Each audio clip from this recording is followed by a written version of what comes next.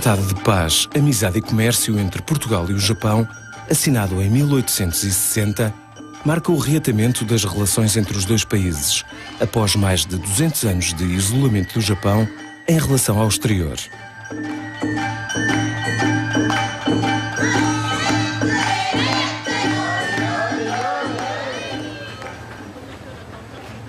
Este era o lendário Cipango, de que falava Marco Polo. Um reino em que os palácios e os templos eram de ouro.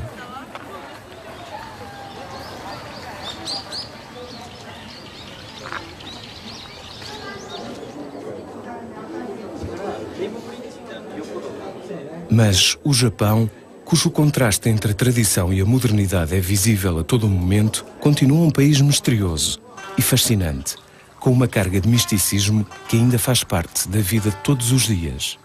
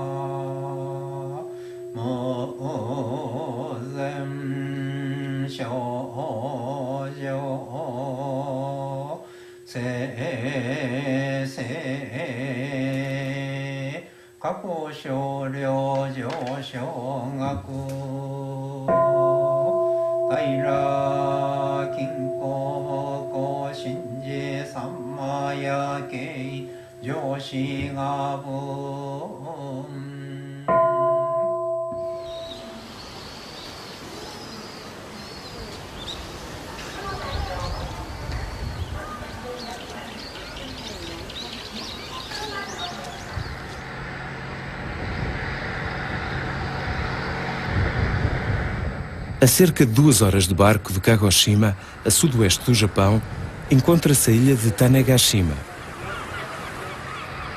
A sua capital, Nishi-no-Omote, é uma pequena cidade onde grande parte da população trabalha no setor da pesca.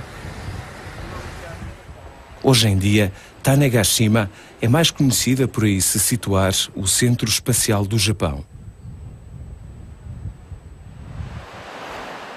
Foi também aí onde há mais de 4 séculos e meio se deu o primeiro encontro entre portugueses e japoneses. No cabo de Kadokura, na ponta sul da ilha, um parque com monumentos assinala o local da chegada.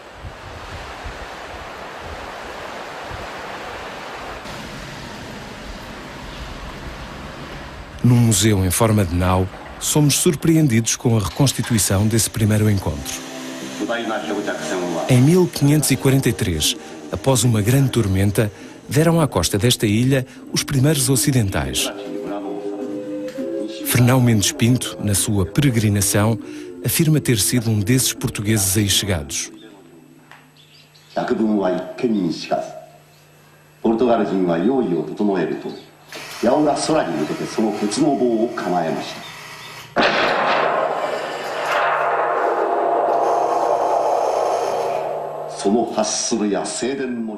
Neste mesmo museu, podemos observar armas de fogo desse período.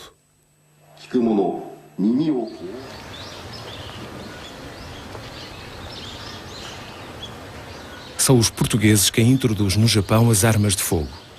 As primeiras espingardas e os primeiros canhões desequilibrariam a guerra a favor de quem os adquirisse.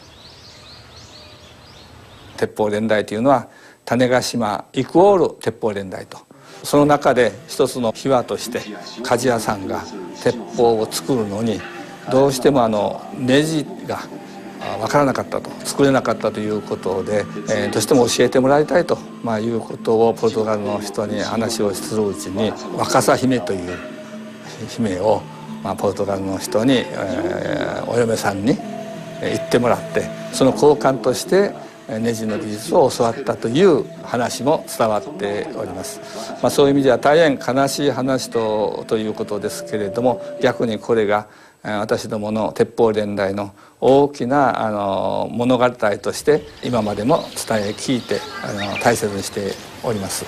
それと歴史的にはこの火縄銃が私どもの我が国に入りましてから、当時は戦国時代長浜市というところに伝わっていきまして、それからまたこれが当時の堺の港堺商人がこれを多く取り扱って日本中の武将の方にですね、この鉄砲を伝えたわけでございます。その鉄砲伝来が当時戦国時代の天下分け目というんですか、非常に威力を発揮したという歴史は、ある意味では種子島の島民にとっては大変誇りに思う歴史の財産だと思っております。Estes novos forasteiros, vindos do sul, passam a ser designados por Namban Jin.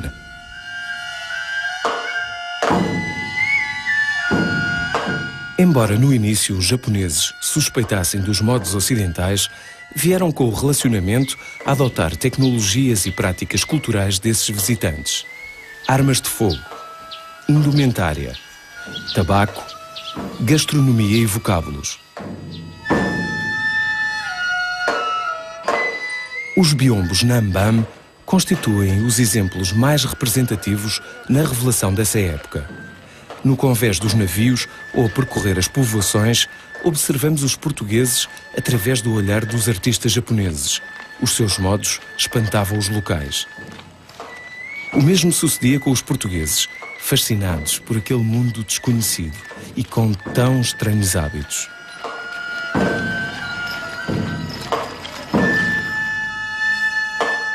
A coroa de Portugal começou a dominar esse comércio e fê-lo com tal proveito que passou a expressão negócio da China a ter o significado que hoje lhe atribuímos. A partir de meados do século XVI, navios portugueses aportavam ao Japão, com carga oriunda sobretudo da China, seda e porcelana. Devido à proibição de trocas comerciais diretas entre a China e o Japão, encontraram os portugueses uma boa oportunidade para atuarem como intermediários.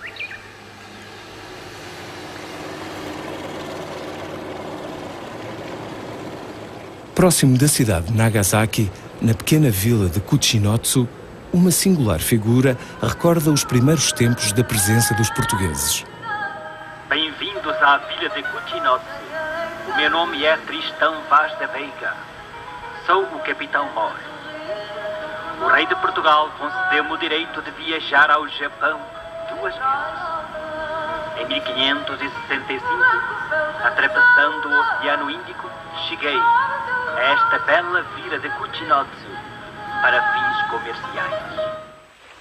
Aproveitando esse fluxo regular de navios, desde cedo a Igreja procurou levar a sua palavra a esse país tão longínquo. Foram os jesuítas os que mais contribuíram para a divulgação e ensino do catolicismo no Japão. Em 1549, apenas 6 anos após o primeiro desembarque em Tanegashima, São Francisco Xavier aporta ao Japão. São Francisco Xavier é talvez o ocidental mais conhecido no Japão, porque o nome dele vem nos livros escolares e foi também o que mais surpreendeu os japoneses. Ele, apesar de não saber japonês, ter aquela coragem para pregar. E depois a obra dele foi continuada por outros, como foram os nossos padres Luís Frois, João Rodrigues, o padre Gaspar Vilela, que foi o grande missionário de Kyoto, o nosso irmão e mais tarde padre Luís de Almeida, esse comerciante que deixou tudo, fundou hospitais e igrejas. E é um homem também hoje muito conhecido no Japão e tem o maior hospital de Oita dedicado a ele, o Hospital Luís de Almeida.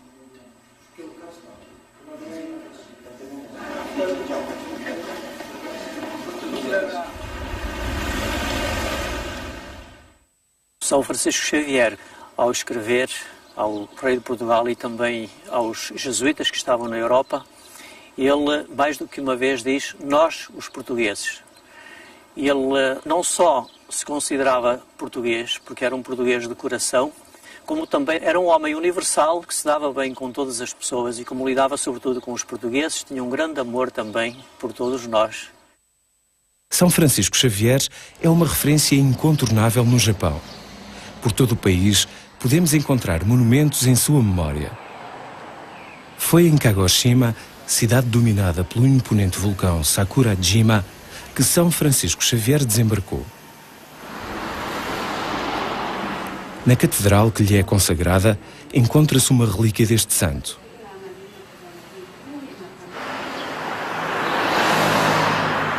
No Jardim Fronteiro, evoca-se esta figura ímpar, o apóstolo das Índias. Em 1552 parte do Japão, vindo a morrer nesse ano na ilha de São João, a sul de Cantão. Em 1582, Nagasaki tem 150 mil convertidos e dezenas de igrejas. Dessa cidade partem 4 jovens, Miguel Chijiwa, Martin Hara, Julião Nakaura e Mancio Ito, enviados dos senhores feudais cristãos de Kyushu, numa viagem de 8 anos que os levaria a Macau, Goa, Portugal, Espanha e a Roma, onde são recebidos pelo Papa Gregório XIII. Mas durante a sua ausência, faleceram 2 dos senhores feudais que os tinham enviado, e o Japão era agora governado por outro shogun, Toyotomi Hideyoshi, que em 1587 havia decretado o desterro de todos os missionários católicos. Hideyoshi veio a recebê-los integrados numa embaixada que tinha por objetivo acalmar a sua ira e obter autorização para a prática e propagação do catolicismo. Na sua viagem à Europa, os 4 jovens tinham reunido um conjunto de instrumentos musicais que aprenderam a tocar, com uma harmonia e sonoridade desconhecidas à época no Japão. Foi a música por eles tocada o que mais terá impressionado o soberano. Em Omura, um monumento inspirado na Torre de Belém, evoca a história aventurosa destes 4 legados.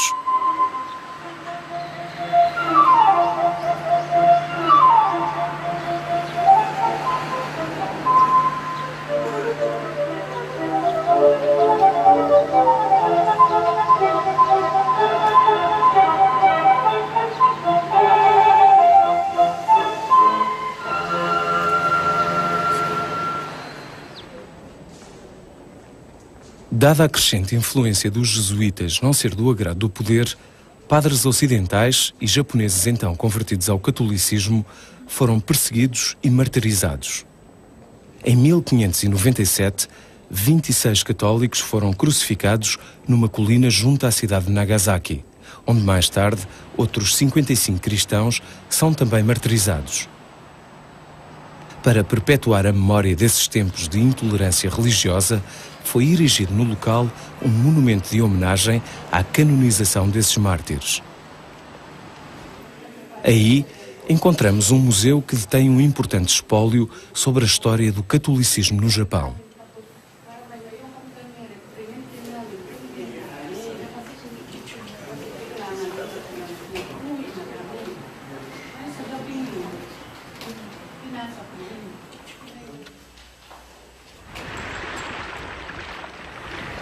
Na Baía de Nagasaki foi construída uma ilha artificial pelos japoneses para servir de entreposto comercial, mantendo-se assim os ocidentais numa área de acesso restrito e facilmente controlável.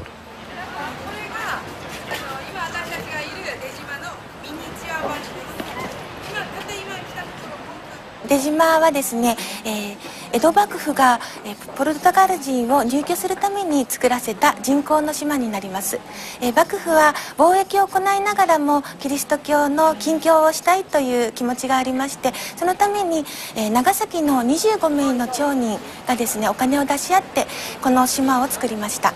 海の中を埋め立てて、1634年から工事は始まりまして、でその2年後の1636年にはこの島は完成しました。最初にここの居住者となりましたのは、市内に居住しておりましたポルトガル人たち、それから、ここにですねポルトガル船でやってきた乗組員たちになります。でただその後ですね、1639年には、ポルトガル人は全て日本から国外退去を命じられてしまいますので、この島も例外ではなく、出島のポルトガル人たちもみんな日本から出ていかざるを得なくなってしまいます。Após a expulsão dos portugueses, vieram os mercadores holandeses a ocupar este enclave, tornando-se a partir de então nos únicos ocidentais a terem acesso permitido ao Japão.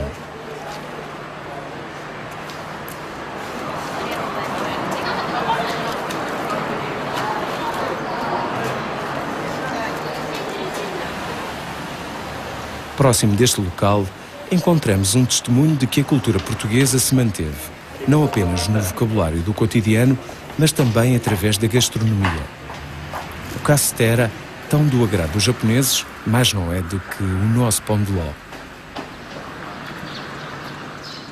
A doçaria de influência portuguesa pode ainda hoje ser apreciada por todo o Japão.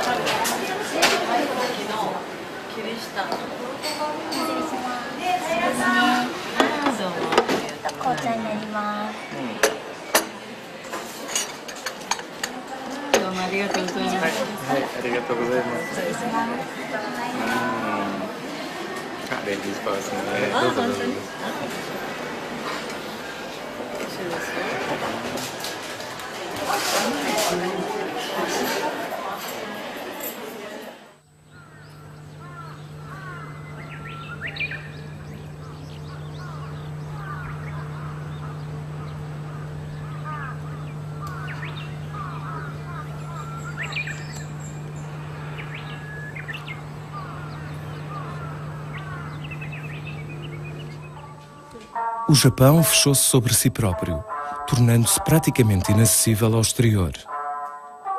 A dimensão e o potencial do seu mercado eram cobiçados e as grandes potências mundiais foram gradualmente aumentando a pressão sobre o país.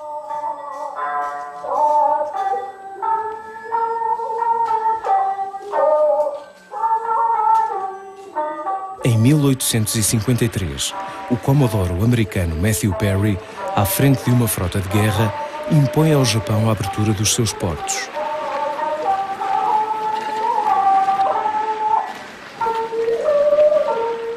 Os estrangeiros podem, a partir de então, estabelecer-se de novo no país.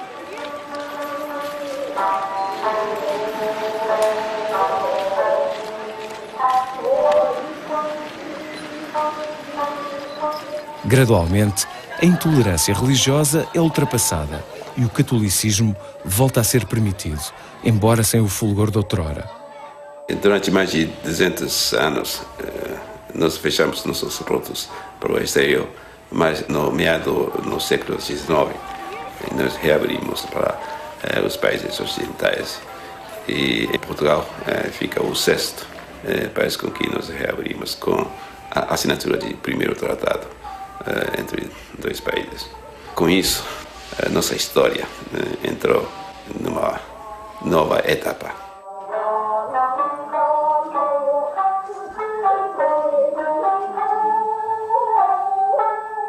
O tratado assinado em 1860 é, ao contrário do resto dos países, o restabelecimento das relações diplomáticas entre o Japão e Portugal. Nós tínhamos saído em condições um pouco difíceis e, em 1860, é o começo de uma nova fase. É o que nós aqui chamamos de reencontro entre Portugal e o Japão.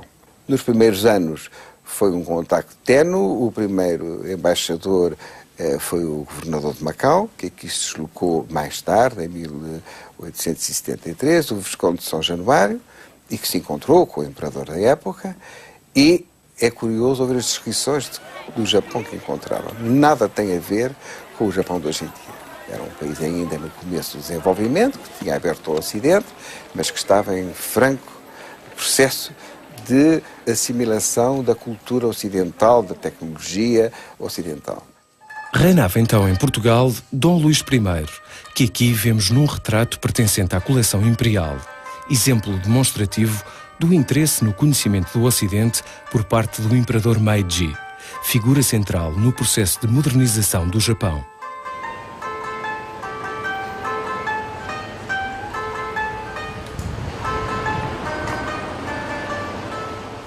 Devido à proximidade geográfica entre o Japão e Macau e ao manifesto interesse dos seus comerciantes nesse novo mercado, é daí que parte o novo impulso no relacionamento entre os dois países.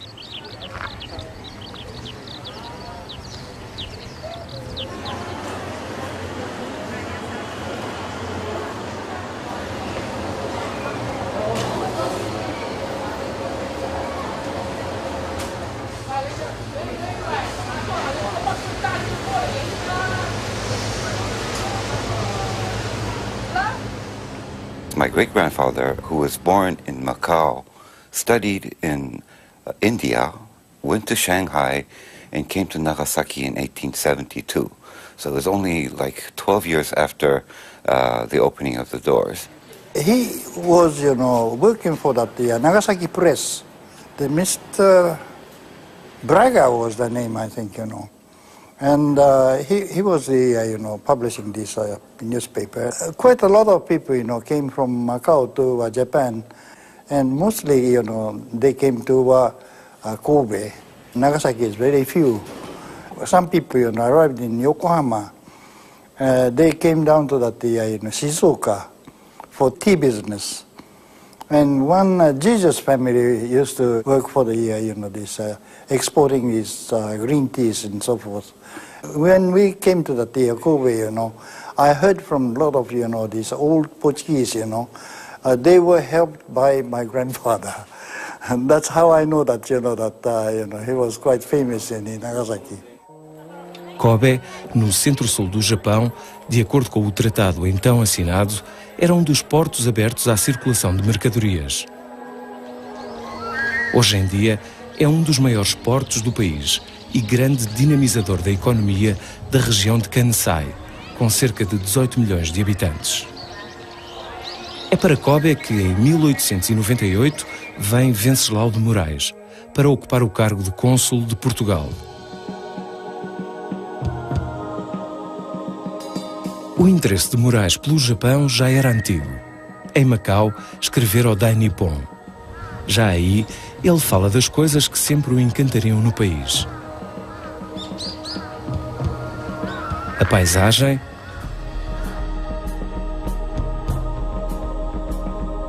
a arte e as mulheres japonesas, as musumés, cuja delicadeza não se cansou de louvar.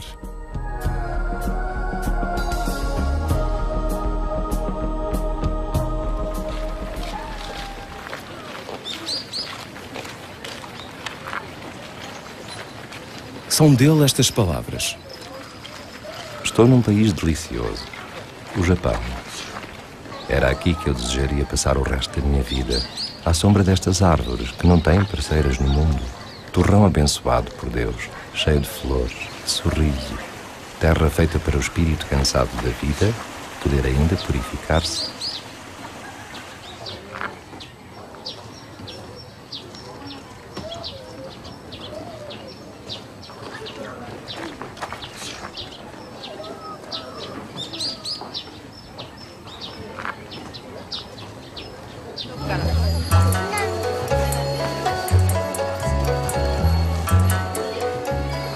Moraes lamentava que Portugal fosse um dos países ocidentais que menos comerciava com o Japão, e aí funcionou como um grande promotor da diplomacia económica, dando indicações e incentivando as entidades oficiais, os industriais e os comerciantes portugueses a olhar para este novo mercado.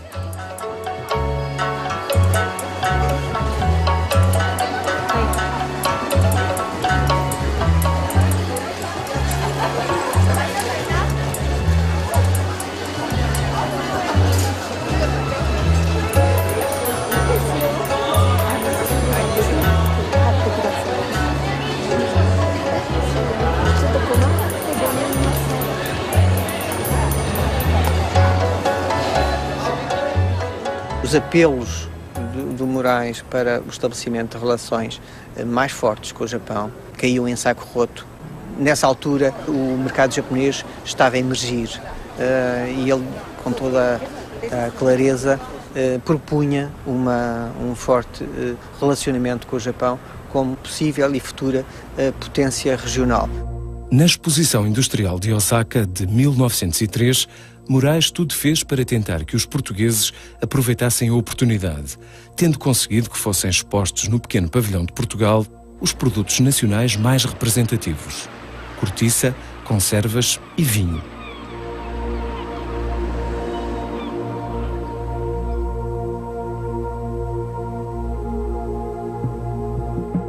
Logo após, maior entusiasmo lhe despertou a guerra russo-japonesa, que revelaria ao mundo o poder militar do Japão. Nas correspondências que então enviava para jornais portugueses, fazia descrições exaltadas da marinha japonesa, da glória dos seus almirantes, do patriotismo dos seus soldados. A facilidade inesperada com que um país, até então menosprezado pelo Ocidente, derrotou o gigante russo e os sentimentos de orgulho nacionalista que isso produziu contagiaram-no. Nos anos que se seguem, Moraes torna-se a grande fonte de informação portuguesa sobre o Extremo Oriente. Vive primeiro com Oyone e, após a sua morte, parte com a sobrinha desta, Koharu, para Tokushima.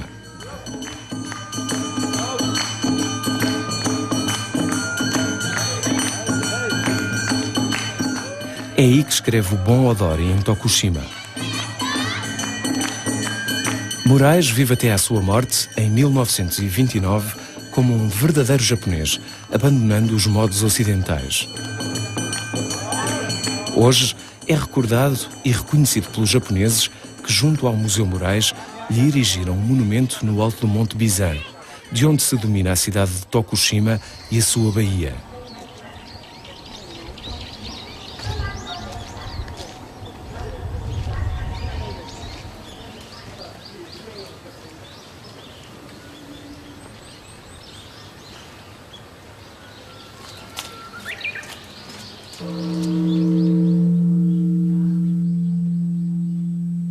Num templo, evoca-se a sua imagem, que aparece também reproduzida num outro monumento na cidade.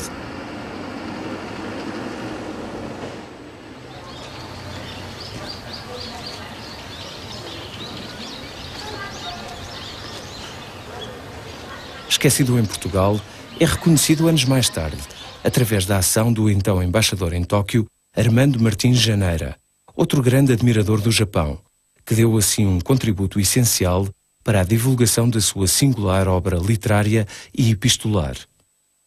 Armando Martins Janeira começou o primeiro contacto com Venceslau de Moraes quando tinha 10 anos. Ainda era um aluno de escola e ia todos os dias a uma biblioteca onde emprestava livros que levava a casa por ler Venceslau de Moraes. E assim cedo começou a sua esperança, um dia, quando era grande, também poder ir ao Japão.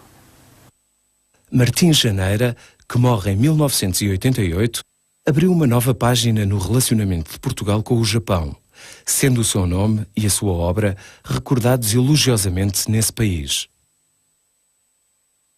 Atrevo-me de mergulhar numa filosofia chinesa confuciana, o Tao. Tao, em japonês, quer dizer do. Em português, seria a tradução o caminho. Fernão Pinto e Venceslau de Moraes têm um caminho em comum, a qual também se junta mais tarde Armando Martins Janeira. Os primeiros dois eram marinheiros. O mar é sempre um movimento que nos leva muito longe, longe da nossa terra, e que causa saudades. E tanto por Fernão Mendes Pinto como por Venceslau de Moraes, as saudades foram a fonte de inspiração das suas obras. Armando Martins Janeira também teve um bocadinho estes mesmos sentimentos. E através dos passos que Armando Martins Janeira seguia de Venceslau de Moraes, como Moraes tinha feito de Fernão Mendes Pinto, todos os três tiveram um entendimento muito mais profundo de tudo o místico do Japão e do Oriente. Eles chegaram ao Japão e tiveram uma grande surpresa, e tudo era muito agradável e era muito diferente.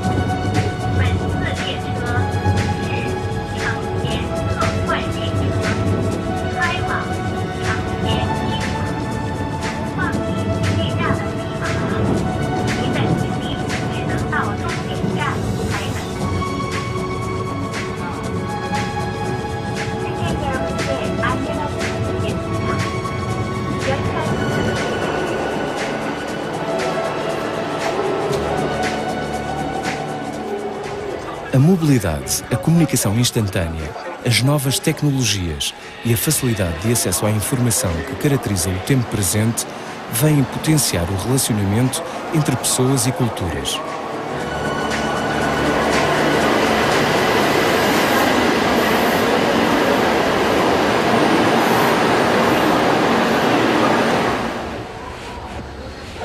Growing up in Kobe, I went to an international school, but I happened to be the only person with a Portuguese passport.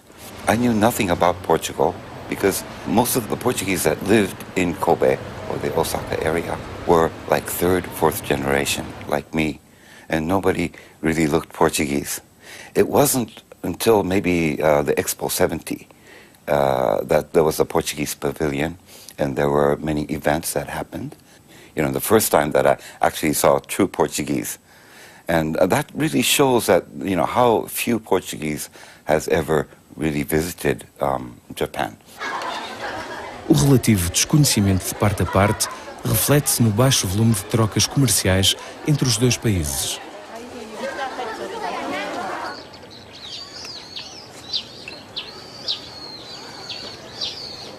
Existe, no entanto, um grande potencial de crescimento em diversas áreas. Setores como o do turismo poderiam servir de alavanca para reforçar não só o conhecimento mútuo, mas também para criar riqueza.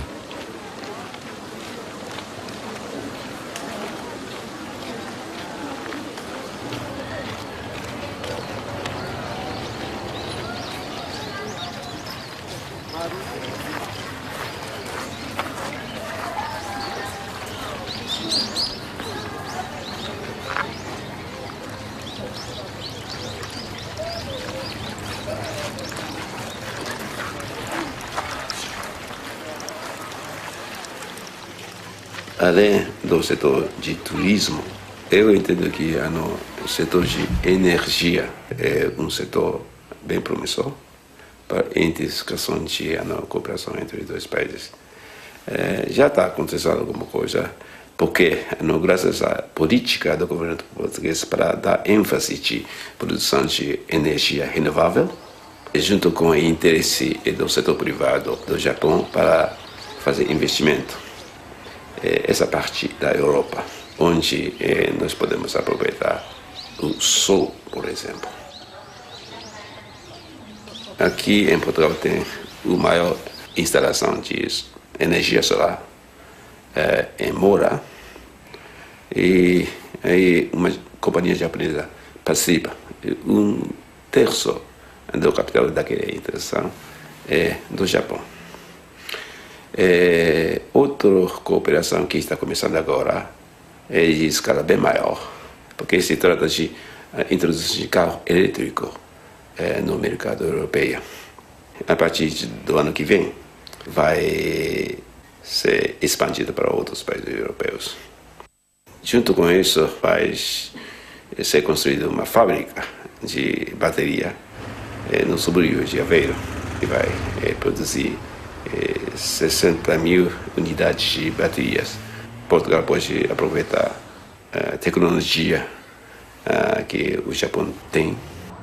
Com isso, nós podemos entrar numa etapa de cooperação econômica intensa outra vez.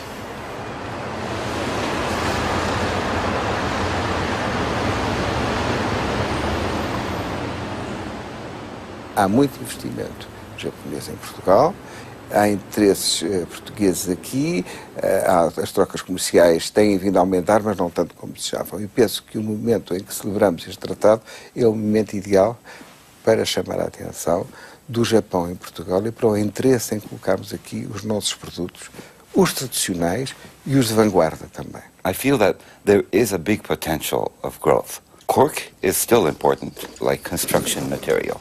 Japan is very, very focused on the eco-friendly environment. I'm sure that a lot of the construction material using cork can be applied in construction in Japan. So that is only one example. But for instance, tiles in the construction field, China may beat prices, but yet the quality and the color is not just the same.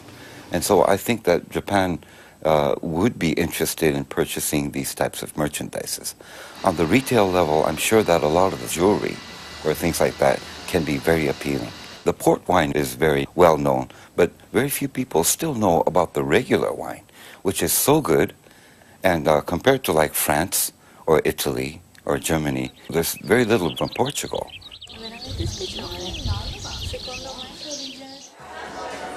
Na relação entre os dois países, e apesar da distância e da barreira linguística, é a vertente cultural aquela que apresenta resultados mais visíveis e consistentes.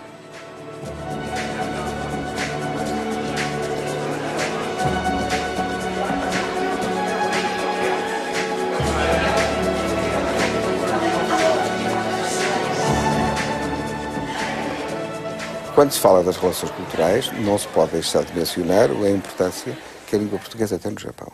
Para além da língua japonesa ter ainda um considerável número de palavras de origem portuguesa, há um grande interesse em aprender português. O português é lecionado em 6 universidades, em centros de ensino de língua estrangeira e em 20 universidades como língua de opção. Meu nome é Tokuko Someya. Sou estudante da Universidade de Sofia, do Departamento de Estudos Luso-Brasileiros. Estou no 5º ano. Eu comecei a estudar português porque eu tinha uma amiga que falava espanhol e inglês. Primeiro eu queria aprender espanhol, mas eu queria alguma coisa mais que pouca gente estuda. Então eu escolhi português e acho que estou a gostar. E agora eu gosto mais de português do que espanhol. Eu me chamo Tomomi Kamiyama. Eu sou 3º ano da universidade, eu sou estudante da Universidade Sofia, em Tóquio. Quando eu vi o livro e o programa na televisão, eu gostei da paisagem e atmosfera do Portugal. Por isso, eu decidi estudar português. A Universidade Sofia foi criada em 1913 e o nosso Departamento de Estudos Luso-Brasileiros foi fundado em 1964. Começamos com 3 professores efetivos e com 37 alunos. Neste momento temos 260 alunos e somos 9 professores efetivos. Também temos outros professores que vêm de fora para ensinar a língua portuguesa. E o ensino está para ficar, porque se espalhou, e por isso é que eu também me decidi, com alguma dificuldade, fazer também um dicionário moderno do português, que demorou 24 anos a fazer, e estamos agora também empenhados em fazer agora o português-japonês, um dicionário que será ainda maior do que o outro, terá entre 90 e 100 mil entradas, para assim nós deixarmos o caminho aberto para que o ensino do português aumente cada vez mais. Eu escolhi o português porque meu pai é brasileiro e eu queria aprender mais sobre o Brasil. E depois que eu termino meu estudo, eu quero usar o português no meu trabalho. O interesse pela língua portuguesa não é só por Portugal, pela língua que eles apreciam muito, pela literatura, sobretudo a poesia, que é tanto apreciada aqui, mas também por outras razões. Uma delas, as relações com o Brasil. Existe aqui uma comunidade nipo-brasileira de mais de 200 mil pessoas. Há também, depois, as relações com a África. Há um interesse de Portugal e da língua portuguesa como ponte para ações comerciais, culturais, de auxílio ao desenvolvimento em África. E eu penso que essa vertente também é muito interessante. No campo das artes, a língua não se tem revelado como obstáculo ao relacionamento entre os dois países. Um pouco por todo o Japão, podemos encontrar obras de artistas portugueses integradas, na sua maioria, em espaços públicos.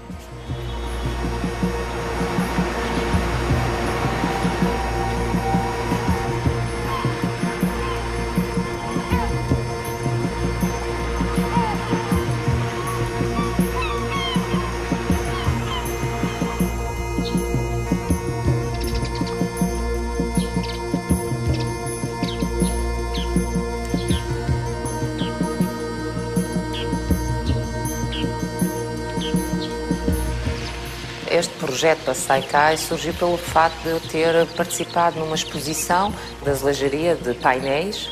Foi sobre o jesuíta Luís Freud, do século XVI. Tive que fazer, claro, alguma investigação, mesmo em termos da indumentária, da época. Foi um projeto que eu gostei de fazer. Infelizmente não tive tempo para ir ver o local e é sempre difícil, às vezes, trabalhar sem conhecer o sítio para onde as peças vão.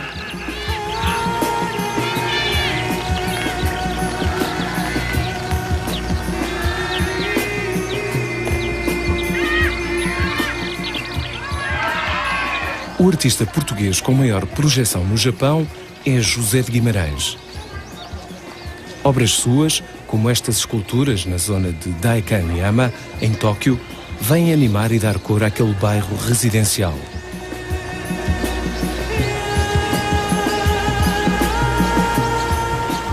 A sua obra de maior relevo encontra-se na cidade de Kushiro, na ilha de Hokkaido, numa intervenção de escala urbana.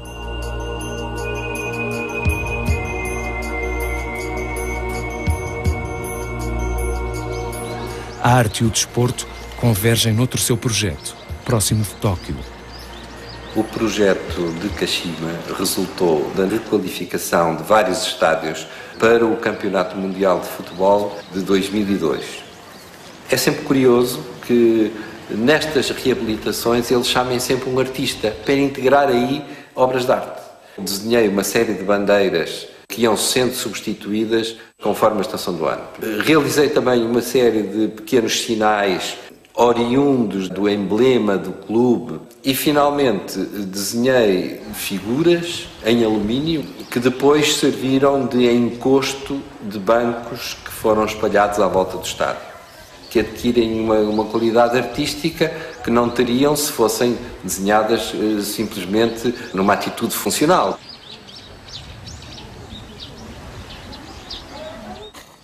Também no espaço público, um nome grande do desporto mundial foi alvo de uma homenagem, vindo assim a juntar-se às grandes figuras históricas portuguesas admiradas no Japão.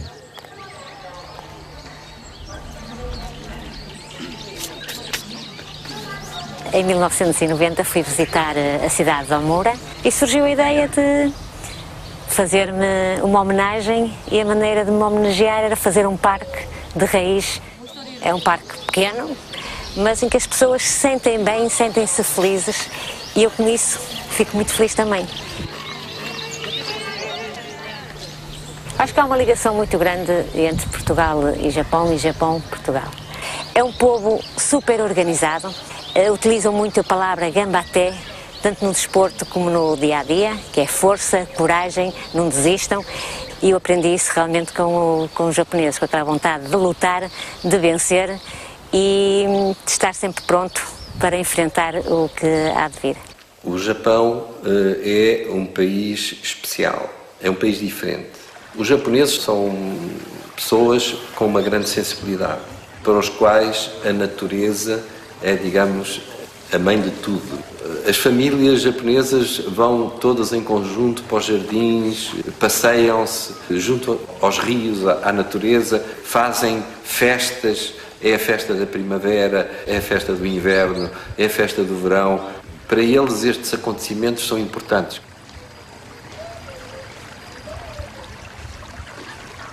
Não é difícil a comunicação com pessoas que têm, digamos, um nível de entendimento que está um pouco acima do normal. Nos meus contactos profissionais, as pessoas que têm todas pelo menos um curso superior. Embora muitas vezes na prática esse curso não seja aquele cuja atividade eles estão a desenvolver, mas a verdade é que tem já um nível de educação que permite que a comunicação seja fácil e que o entendimento também seja fácil. O Japão é um país deste mundo, embora não pareça deste mundo. É outra coisa.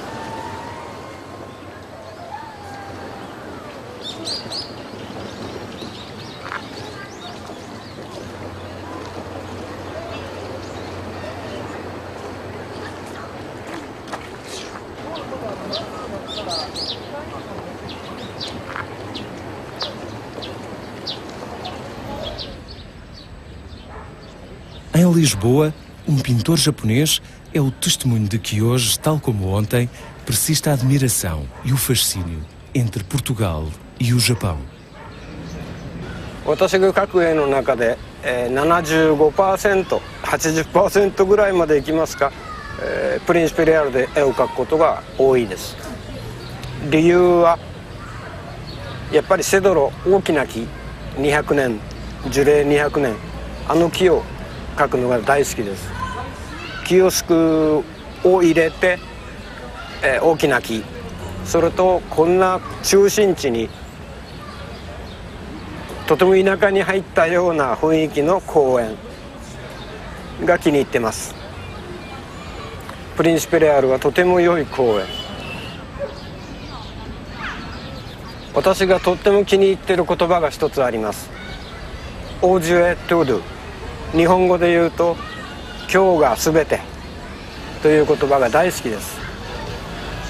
3ヶ月ほどで帰るつもりでいたんですが、その3ヶ月の間にとても素晴らしい青い空、風、匂い、全てが私気に入りました。とても良い国です。食べるものも不自由しないで、何でも食べられます。言葉はあまりできませんが、周りの人が私を理解してくれてますので、ポルトガル語少し、日本語で話をしてくれます。とても助かっています。ありがとう。オブリガード。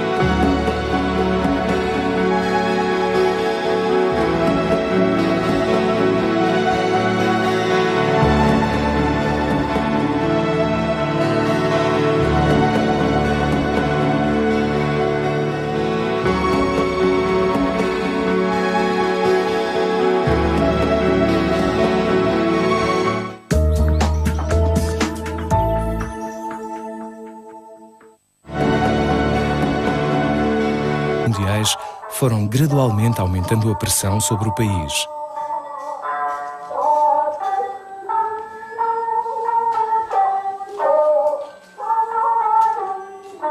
Em 1853, o comodoro americano Matthew Perry, à frente de uma frota de guerra, impõe ao Japão a abertura dos seus portos.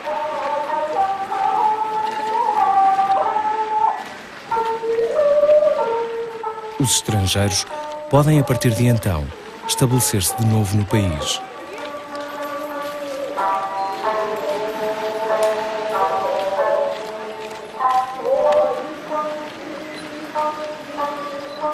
Gradualmente, a intolerância religiosa é ultrapassada e o catolicismo volta a ser permitido, embora sem o fulgor de outrora. Durante mais de 200 anos, nós fechamos nossos portos para o exterior, mas no meado do século XIX, nós reabrimos para os países ocidentais.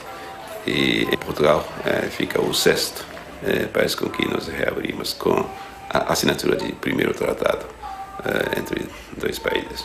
Com isso, nossa história entrou numa nova etapa.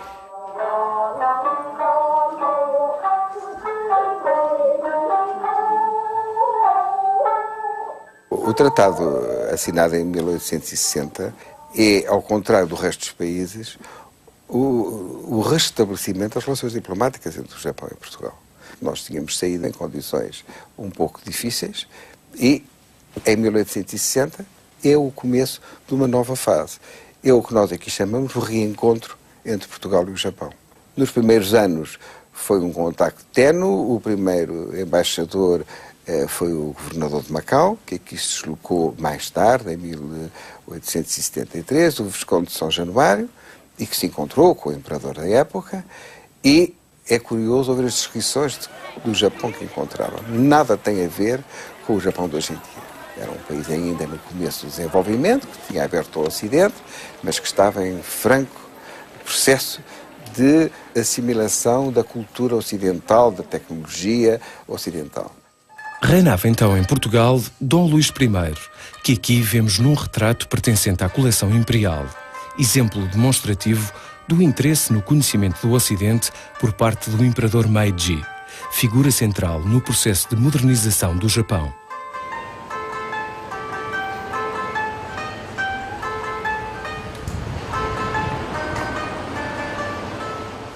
Devido à proximidade geográfica entre o Japão e Macau e ao manifesto interesse dos seus comerciantes nesse novo mercado, de Kyoto, o nosso irmão e mais tarde padre Luís de Almeida, esse comerciante que deixou tudo, fundou hospitais e igrejas e é um homem também hoje muito conhecido no Japão e tem o maior hospital de Oita dedicado a ele, o Hospital Luís de Almeida.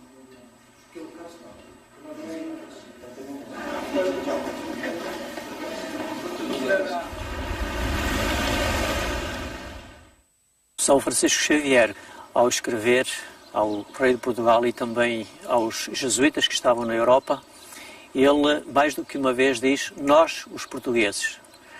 Ele não só se considerava português, porque era um português de coração, como também era um homem universal que se dava bem com todas as pessoas e como lidava sobretudo com os portugueses, tinha um grande amor também por todos nós. São Francisco Xavier é uma referência incontornável no Japão. Por todo o país podemos encontrar monumentos em sua memória. Foi em Kagoshima, cidade dominada pelo imponente vulcão Sakurajima, que São Francisco Xavier desembarcou. Na catedral que lhe é consagrada, encontra-se uma relíquia deste santo.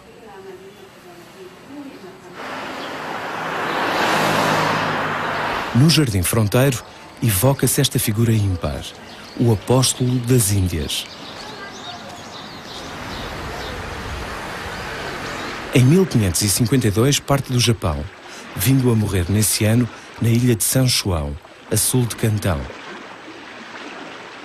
Em 1582, Nagasaki tem 150 mil convertidos e dezenas de igrejas.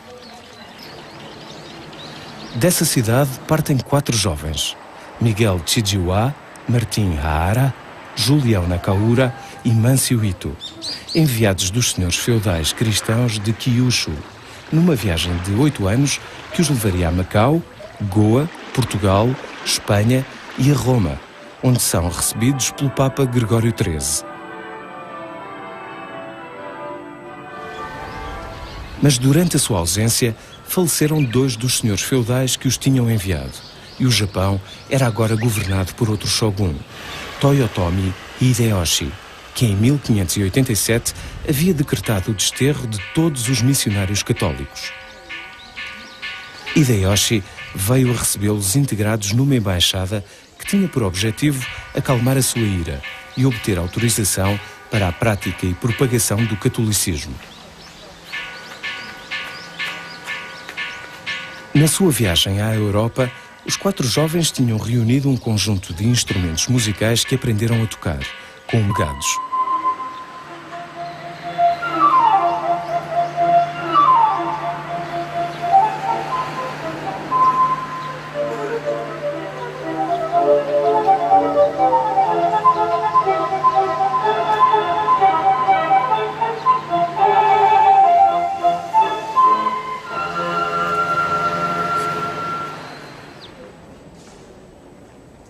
Dada a crescente influência dos jesuítas não ser do agrado do poder, padres ocidentais e japoneses então convertidos ao catolicismo foram perseguidos e martirizados. Em 1597, 26 católicos foram crucificados numa colina junto à cidade de Nagasaki, onde mais tarde outros 55 cristãos são também martirizados. Para perpetuar a memória desses tempos de intolerância religiosa, foi erigido no local um monumento de homenagem à canonização desses mártires. Aí encontramos um museu que detém um importante espólio sobre a história do catolicismo no Japão.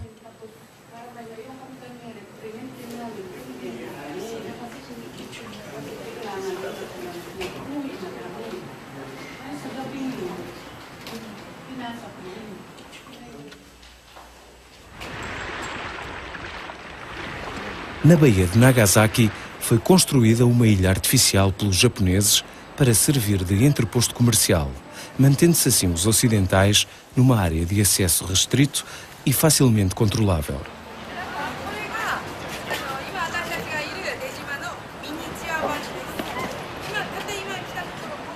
Dejima はですね、江戸幕府がポルトガル人を入居するために作らせた人工の島になります。幕府は貿易を行いながらもキリスト教の禁教をしたいという気持ちがありまして、そのために長崎の25名の町人がですねお金を出し合ってこの島を作りました。海の中を埋め立てて、1634年から工事は始まりまして、でその2年後の1636年にはこの島は完成しました。最初にここの居住者となりましたのは、市内に居住しておりましたポルトガル人たち、それから、ここにですねポルトガル船でやってきた乗組員たちになります。でただその後ですね1639年にはポルトガル人は全て日本から国外退去を命じられてしまいますのでこの島も例外ではなく出島のポルトガル人たちもみんな日本から出ていかざるを得なくなってしまいます。Após a expulsão dos portugueses, vieram os mercadores holandeses a ocupar este enclave, tornando-se a partir de então nos únicos ocidentais ポルトガル人を入居するために作らせた人工の島になります。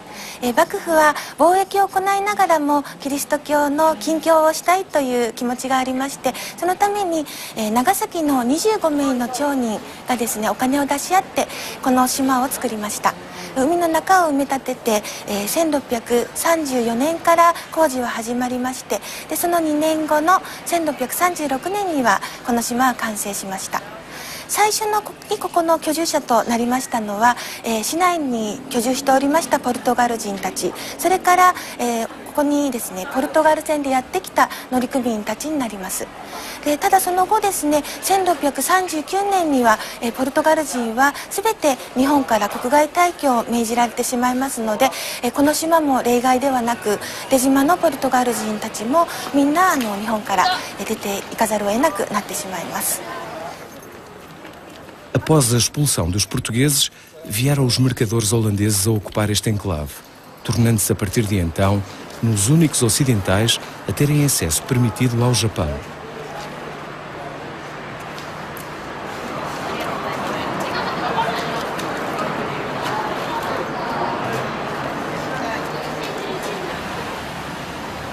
Próximo deste local, encontramos um testemunho de que a cultura portuguesa se manteve, não apenas no vocabulário do cotidiano, mas também através da gastronomia. O cassitera, tão do agrado dos japoneses, mais não é do que o nosso pão de ló. A doçaria de influência portuguesa pode ainda hoje ser apreciada por todo o Japão.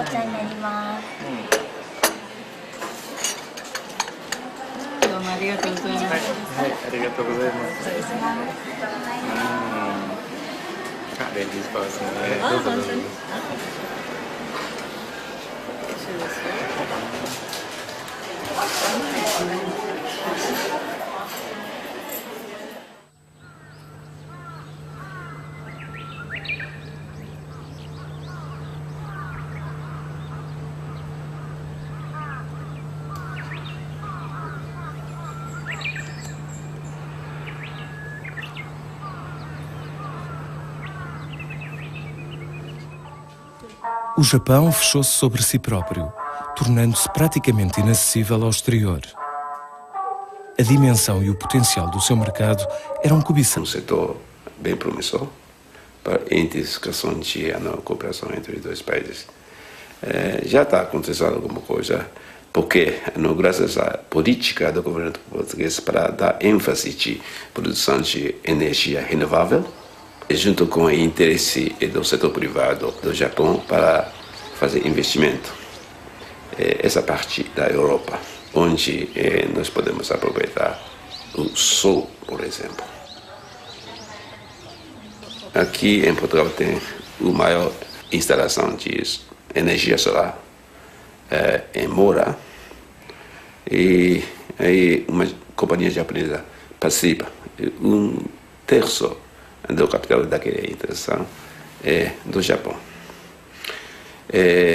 Outra cooperação que está começando agora é de escala bem maior, porque se trata de introdução de carro elétrico no mercado europeu.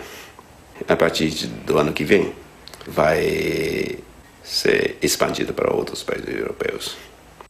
Junto com isso, vai ser construída uma fábrica de bateria no subúrbio de Aveiro, que vai produzir 60 mil unidades de baterias. Portugal pode aproveitar a tecnologia que o Japão tem. Com isso, nós podemos entrar numa etapa de cooperação econômica intensa outra vez.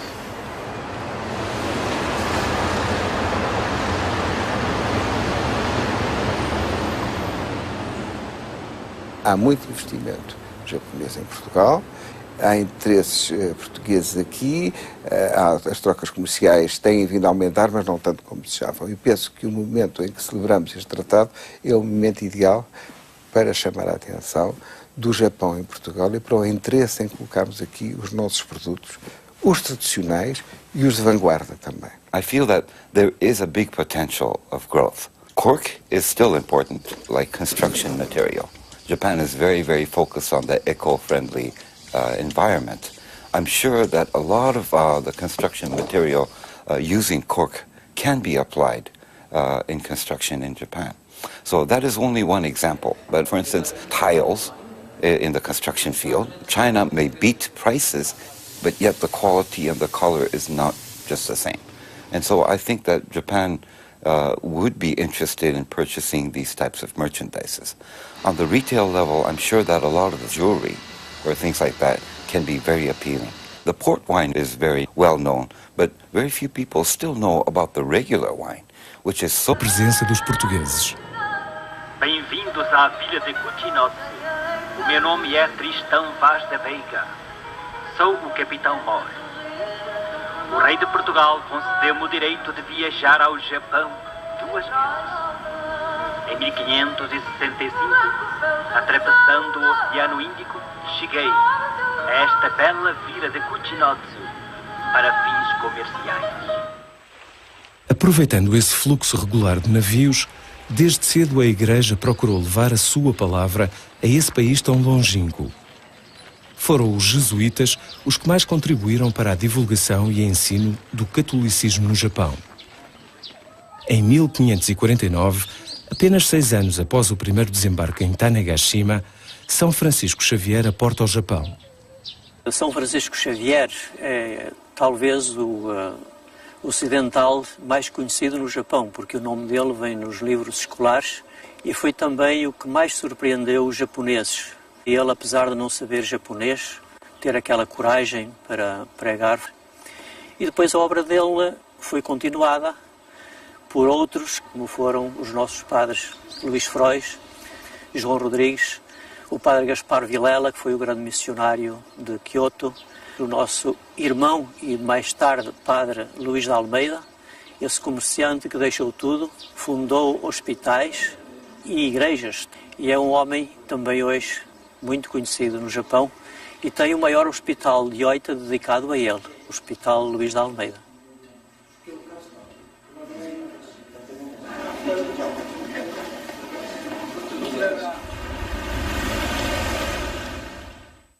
São Francisco Xavier, ao escrever ao rei de Portugal e também aos jesuítas que estavam na Europa, ele mais do que uma vez diz, nós os portugueses.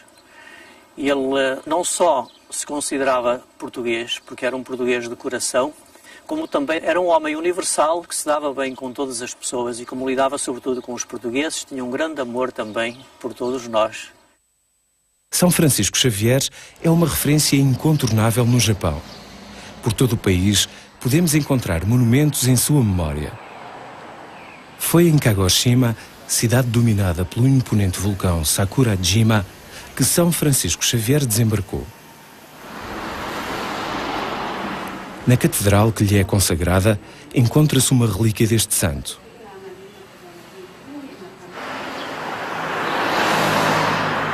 No Jardim Fronteiro, evoca-se esta figura ímpar, o Apóstolo das Índias. Em 1552, parte do Japão.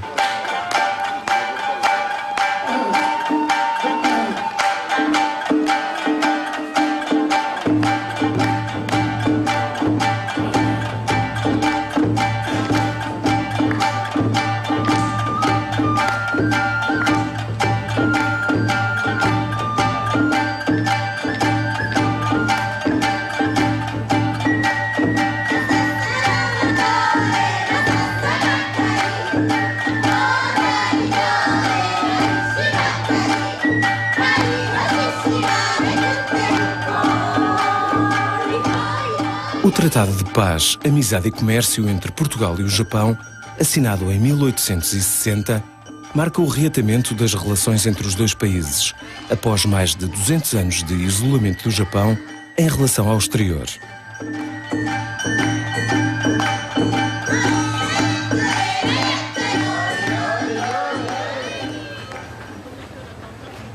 Este era o lendário Cipango, de que falava Marco Polo. Um reino em que os palácios e os templos eram de ouro.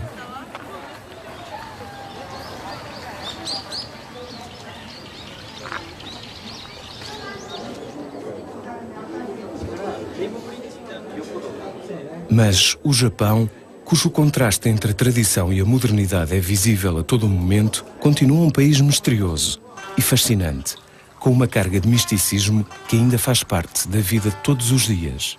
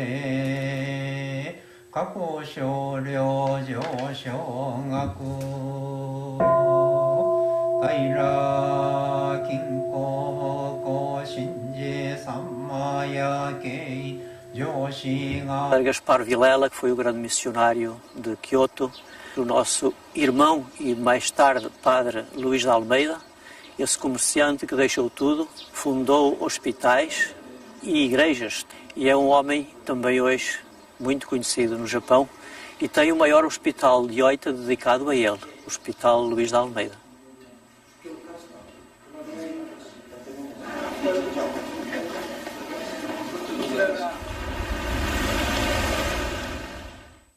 São Francisco Xavier, ao escrever ao rei de Portugal e também aos jesuítas que estavam na Europa, ele mais do que uma vez diz, nós os portugueses. Ele não só se considerava português, porque era um português de coração, como também era um homem universal que se dava bem com todas as pessoas e como lidava sobretudo com os portugueses, tinha um grande amor também por todos nós. São Francisco Xavier é uma referência incontornável no Japão. Por todo o país, podemos encontrar monumentos em sua memória. Foi em Kagoshima, cidade dominada pelo imponente vulcão Sakurajima, que São Francisco Xavier desembarcou. Na catedral que lhe é consagrada, encontra-se uma relíquia deste santo.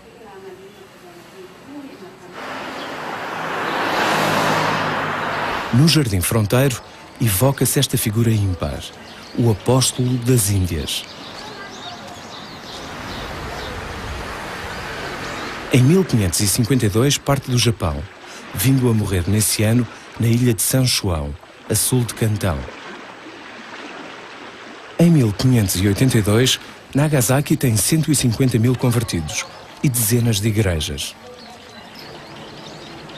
Dessa cidade partem 4 jovens, Miguel Chijiwa, Martim Hahara, Julião Nakaura e Mâncio Ito, enviados dos senhores feudais cristãos de Kyushu, numa viagem de 8 anos que os levaria a Macau, Goa, Portugal, Espanha e a Roma, onde são recebidos pelo Papa Gregório XIII.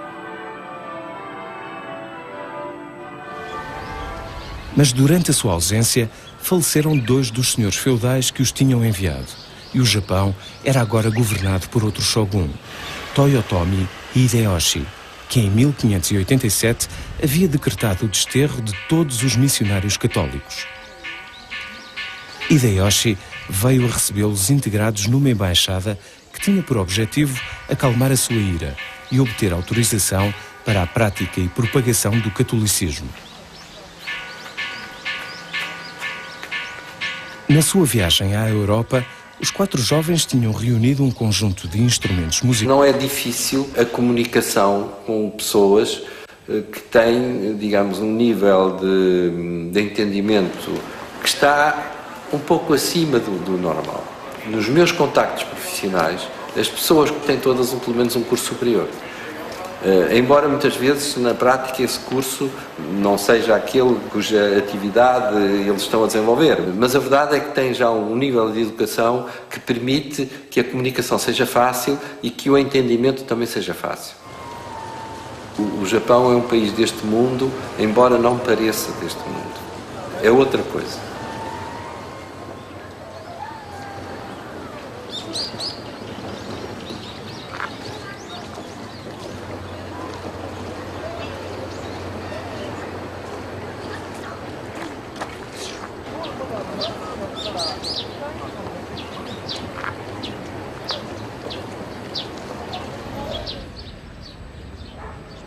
Em Lisboa, um pintor japonês é o testemunho de que hoje, tal como ontem, persiste a admiração e o fascínio entre Portugal e o Japão. 私が描く絵の中で 75%、80% ぐらいまでいきますか、プリンシペリアルで絵を描くことが多いです。理由はやっぱりセドロ、大きな木、200年、樹齢200年、あの木を描くのが大好きです。キヨスクを入れて、大きな木、それとこんな中心地にとても田舎に入ったような雰囲気の公園が気に入ってます。プリンシペレアルはとても良い公園。私がとっても気に入っている言葉が一つあります。オージュエトゥドゥ、日本語で言うと今日がすべてという言葉が大好きです。3ヶ月ほどで帰るつもりでいたんですが、その3ヶ月の間にとても素晴らしい青い空、風、匂い、全てが私気に入りました。とても良い国です。食べるものも不自由しないで、何でも食べられます。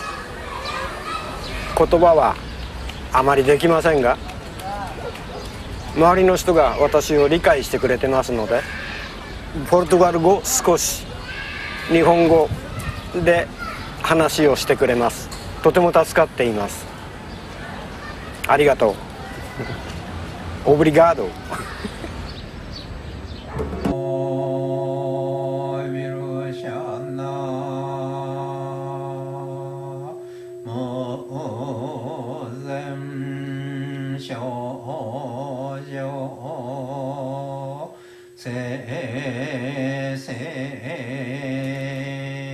過去少量上小学海羅金庫公神寺三魔夜景上司が分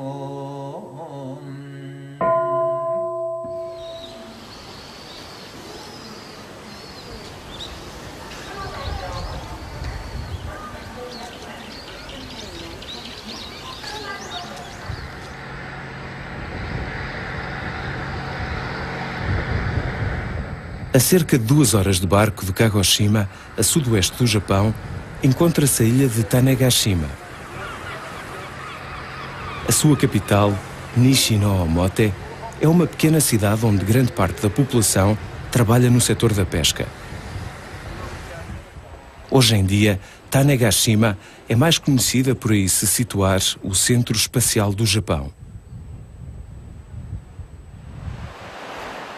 Foi também aí onde há mais de 4 séculos e meio se deu o primeiro encontro entre portugueses e japoneses. No cabo de Kadokura, na ponta sul da ilha, um parque com monumentos assinala o local da chegada.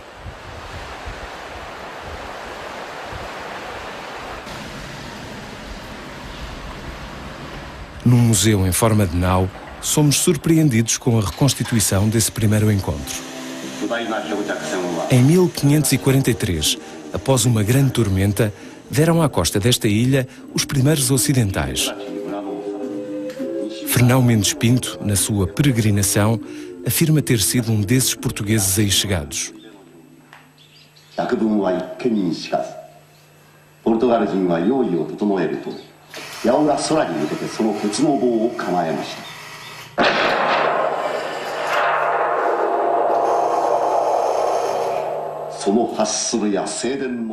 Neste mesmo museu, podemos observar armas de fogo desse período.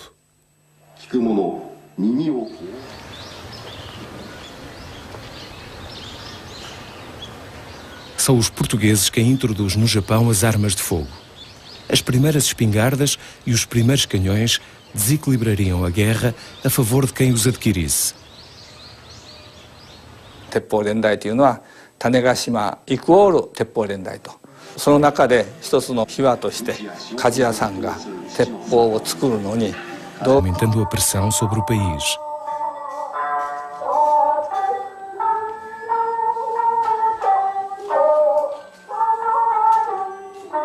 Em 1853, o comodoro americano Matthew Perry, à frente de uma frota de guerra, impõe ao Japão a abertura dos seus portos.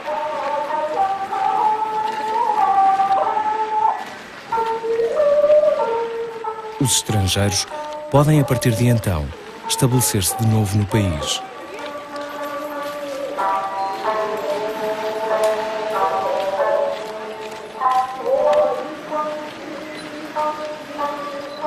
Gradualmente, a intolerância religiosa é ultrapassada e o catolicismo volta a ser permitido, embora sem o fulgor de outrora.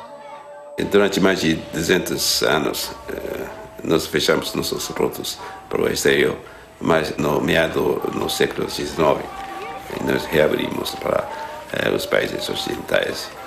E em Portugal fica o sexto país com que nós reabrimos, com a assinatura de primeiro tratado entre dois países.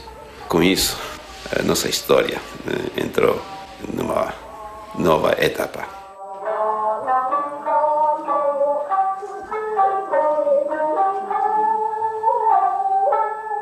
O tratado assinado em 1860 é, ao contrário do resto dos países, o restabelecimento das relações diplomáticas entre o Japão e Portugal. Nós tínhamos saído em condições um pouco difíceis e, em 1860, é o começo de uma nova fase. É o que nós aqui chamamos de reencontro entre Portugal e o Japão. Nos primeiros anos foi um contacto ténue, o primeiro embaixador foi o governador de Macau, que aqui se deslocou mais tarde, em 1873, o Visconde de São Januário, e que se encontrou com o imperador da época, e é curioso ouvir as descrições do Japão que encontraram. Nada tem a ver com o Japão de hoje em dia. Era um país ainda no começo do desenvolvimento, que tinha aberto ao Ocidente, mas que estava em franco processo de assimilação da cultura ocidental, da tecnologia ocidental. Reinava então em Portugal Dom Luís I, que aqui vemos num retrato pertencente à coleção imperial, exemplo demonstrativo do interesse no conhecimento do Ocidente por parte do imperador Meiji, figura central no processo de modernização do Japão.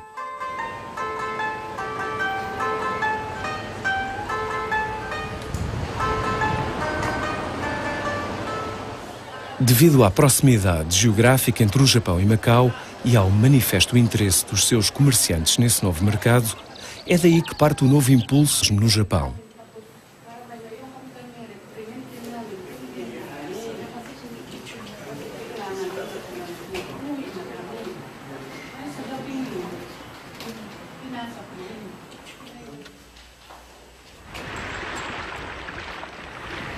Na Baía de Nagasaki foi construída uma ilha artificial pelos japoneses para servir de entreposto comercial, mantendo-se assim os ocidentais numa área de acesso restrito e facilmente controlável.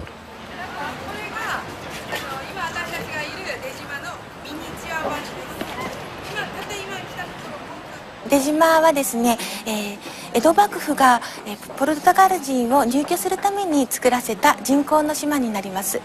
幕府は貿易を行いながらもキリスト教の禁教をしたいという気持ちがありまして、そのために長崎の25名の町人がですねお金を出し合ってこの島を作りました。海の中を埋め立てて、1634年から工事は始まりまして、でその2年後の1636年にはこの島は完成しました。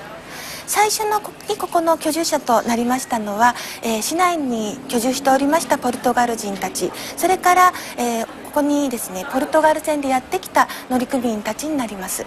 でただその後ですね1639年には、ポルトガル人は全て日本から国外退去を命じられてしまいますので、この島も例外ではなく、出島のポルトガル人たちもみんな日本から出ていかざるを得なくなってしまいます。Após a expulsão dos portugueses, vieram os mercadores holandeses a ocupar este enclave, tornando-se a partir de então nos únicos ocidentais a terem acesso permitido ao Japão.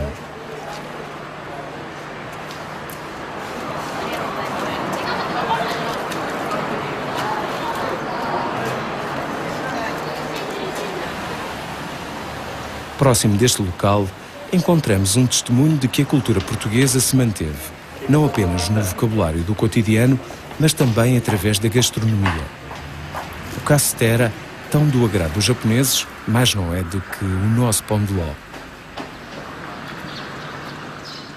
A doçaria de influência portuguesa pode ainda hoje ser apreciada por todo o Japão.